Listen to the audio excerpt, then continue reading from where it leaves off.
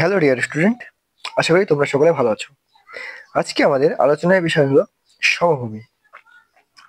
দেখো, সমভূমি কাকে বলে না, সমুদ্র পৃষ্ঠ থেকে অল্প উঁচু এবং ঢালটা কি মৃদু ঢাল বিশিষ্ট। কেমন ঢাল?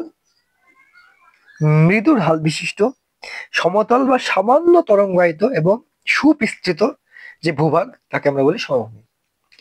তাহলে সমভূমি কাকে বলি আমরা? সমভূমি থেকে সমুদ্র পৃষ্ঠ থেকে যার উচ্চতা খুব কম এবং যার ঢাল খুব কম, সামান্য তরঙ্গায়িত এবং সুবিস্তৃত তাকে আমরা বলি সমভূমি। মনে রাখবে এর উচ্চতা ৩০০ মিটারের মধ্যে। সমভূমির উচ্চতা ৩০০ মিটারের মধ্যে এবং স্থলভাগের মনে রাখবে ৫৩%, আমাদের সমগ্র স্থলভাগের ৫৩% হচ্ছে কি সমভূমি। এবার এই সমভূমির কয়েকটি বৈশিষ্ট্য আমরা জেনে নেব। দেখো, সমভূমির বৈশিষ্ট্যতে প্রথমে আছে দেখো উচ্চতা। কি বললাম? সমভূমির উচ্চতা কম, গড়ে ৫ মিটার, প্রতি কিমিতে গড়ে ৫ মিটার এবং ঢাল হচ্ছে প্রতি কিমিতে ৫ মিটার। এর উচ্চতা কত? এর উচ্চতা খুব বেশি নয়, সমুদ্র পৃষ্ঠ থেকে গড়ে ৩০০ মিটার। সমুদ্র পৃষ্ঠ থেকে গড়ে ৩০০ মিটার উচ্চতা। এবার দেখো নেক্সট দেখো ২ নম্বর আসছে, দেখো কি ঢাল। এর ঢাল হচ্ছে কি মৃদু, গড় ঢাল প্রতি কিমিতে ৫ মিটার। মনে রাখবে, গড় ঢাল প্রতি কিমিতে ৫ মিটার। এবং মনে রাখবে এর বন্ধুরতা, ৩ নম্বর কি দেবে? বন্ধুরতা। সমভূমির উপরিভাগ মনে রাখবে সমতল, কোথাও সামান্য হালকা তরঙ্গায়িত ভাব থাকতে পারে এবং এর আপেক্ষিক উচ্চতা সামান্য। আপেক্ষিক উচ্চতা কি? সামান্য। মনে রাখবে আপেক্ষিক উচ্চতা সামান্য। মনে রাখবে মাটির যে স্তর,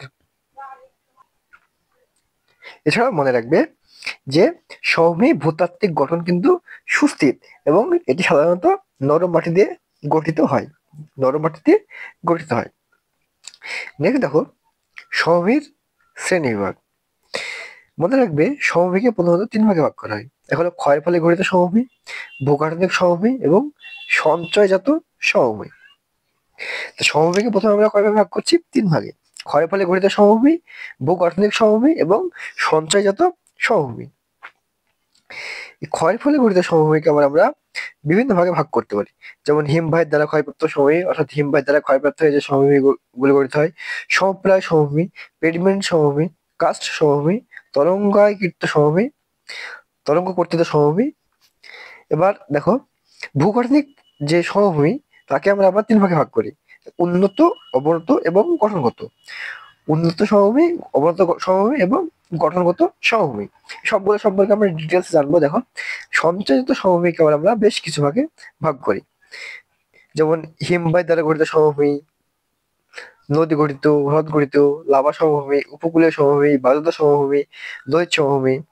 আর নদীর দ্বারা গঠিত সমভূমিকে আবার ভাগ করি পাদদেশ সমভূমি, পলি সমভূমি, প্লাবন সমভূমি এবং বদ্বীপসৃষ্ট সমভূমি।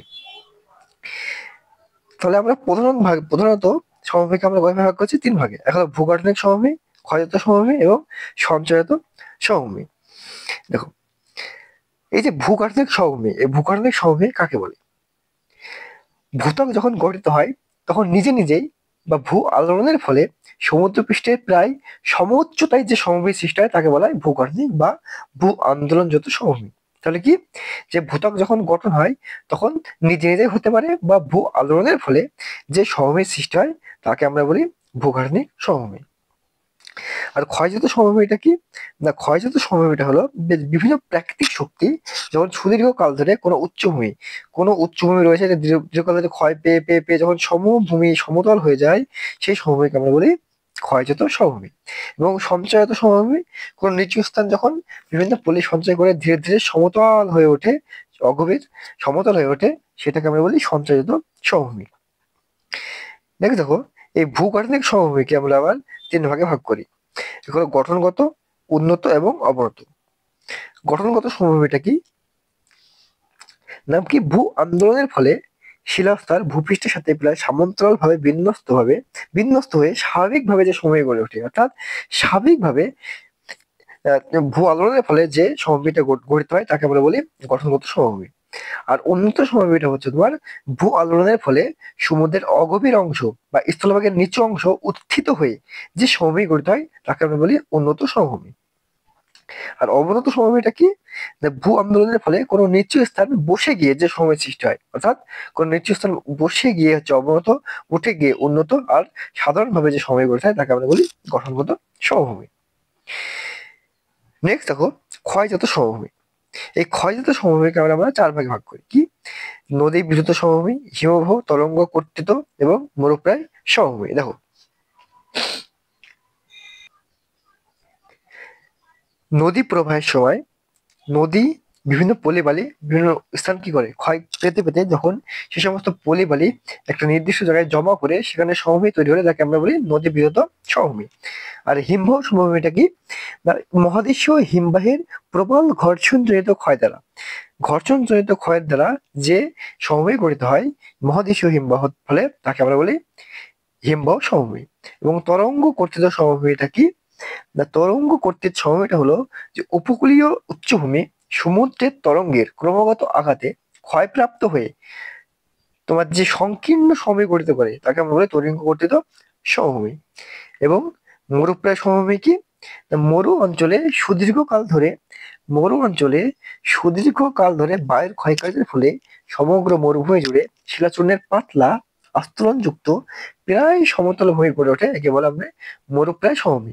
এই মরুপ্রায় সমভূমি ভূমির অপর নাম কিন্তু পেডিপ্লেন। কি? না, পেডিপ্লেন। মরুপ্রায় সমভূমির অপর নাম মনে রাখবে পেডিপ্লেন। নেক্সট দেখো এই যে সঞ্চয়িত সমভূমি আমরা দেখলাম, এই সঞ্চয়িত সমভূমি কে আবার বিভিন্নভাবে গঠিত হতে পারে। সঞ্চয়িত সমভূমি হিমবাহের দ্বারা গঠিত সমভূমি, অর্থাৎ হিমবাহ বিভিন্ন পদার্থগুলি ক্ষয় করে সেই ক্ষয়জাত পদার্থগুলি এক জায়গায় সঞ্চিত হয়ে নদীর পলি এসে হ্রদ সমভূমি গঠিত হতে পারে। লাভা মানে যখন ভূপৃষ্ঠের ম্যাগমা যখন বাইরে বেরিয়ে আসে তখন লাভা সুবিস্তৃত অঞ্চল জুড়ে বিস্তৃত হয়ে লাভা সমভূমি গঠন করতে পারে। বাজাদা, লোয়েস প্রভৃতি রয়েছে সঞ্চয়িত সমভূমির মধ্যে। এই লোয়েস সমভূমিটা কি? লোয়েস সমভূমিটা হলো যে মরু অঞ্চলে সূক্ষ্ম লোয়েস কণা বায়ু দ্বারা বহুদূর বাহিত ও নিম্নভূমিতে সঞ্চিত হয়ে যে নিম্ন সমভূমি গঠিত হয় তাকে বলে আমরা লোয়েস সমভূমি। লোয়েস সমভূমি আমরা কাকে বলে? যে মরু অঞ্চল থেকে সূক্ষ্ম লোয়েস কণা বায়ু দ্বারা বহু দূরে বাহিত ও নিম্নভূমিতে সঞ্চিত হয়ে যে নিম্ন সমভূমি গড়ে ওঠে তাকে আমরা লোয়েস সমভূমি বলে থাকি। আর লাভা সমভূমিটা কি? দেখো লাভা সমভূমিটা হলো তোমার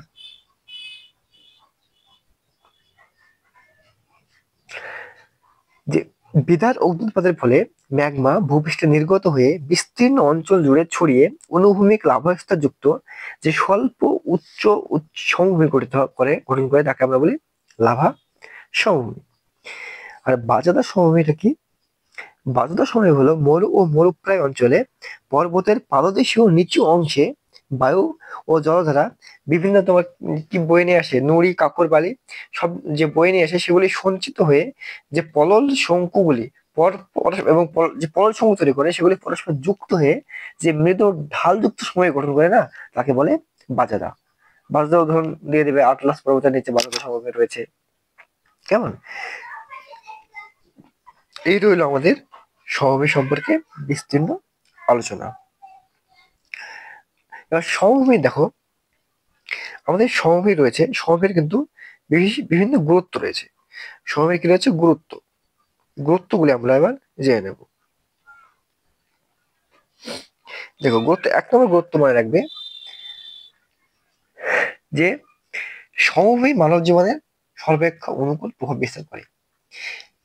প্রাচীনকালে যে সব সভ্যতাগুলি গড়ে উঠেছিল, হরপ্পা, মহেঞ্জোদারো, সৈনিক, মেসোপটেমিয়া, মিশরীয় সভ্যতা সবগুলি কিন্তু তোমার গড়ে উঠেছিল সমভূমি অঞ্চলে। সমভূমি অঞ্চলে জলবায়ুটা হয় মৃদু ভাবাপন্ন। জলবায়ুটা কেমন? না, মৃদু ভাবাপন্ন। 2 নম্বরে এখানে খনিজ সম্পদ কিন্তু প্রচুর পরিমাণে রয়েছে। কি রয়েছে? খনিজ সম্পদ প্রচুর পরিমাণে রয়েছে।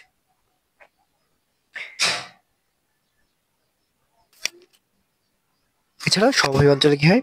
সহজে জল পাওয়া যায় এবং জল থেকে জলসেচ দিয়ে কৃষি ফলন ভালো উৎপন্ন করা যায়। কৃষি দেখুন নেক্সট পয়েন্ট, কৃষির উন্নতি সম্ভব।